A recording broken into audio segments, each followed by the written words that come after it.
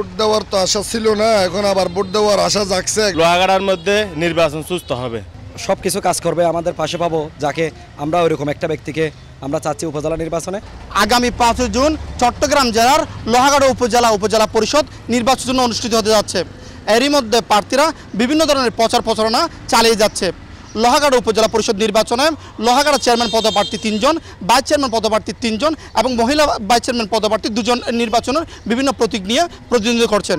দর্শক, এই মুহূর্তে আমি কথা বলবো চট্টগ্রাম জেলা লোহাগাড়া উপজেলার যারা ভোটার রয়েছে তাদের কাছ থেকে, তারা কোন রকম একজন জনপ্রতিনিধি দেখতে চান সে সম্পর্কে আমরা কথা বলবো। আসলে আমাদের লোহাগাড়া উপজেলা নির্বাচনে আমরা এমন একজন প্রার্থী চাচ্ছি যিনি আমাদের সুখে দুঃখে এবং আমাদের এলাকার উন্নয়নে, সার্বিক উন্নয়নে সব কিছু কাজ করবে, আমাদের পাশে পাবো যাকে আমরা ওইরকম একটা ব্যক্তিকে আমরা চাচ্ছি উপজেলা নির্বাচনে।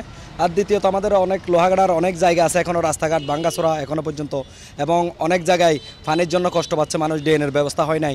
আমরা চাচ্ছি আগামীতে যারা নির্বাচনে অংশগ্রহণ করে মানে আমাদের উপজেলা নির্বাচনের প্রার্থী পুনরায় বিবেচিত হবে, তাদেরকে আমরা অনুরোধ জানাবো আমাদের এলাকার সার্বিক উন্নয়নের কাজগুলো করার জন্য।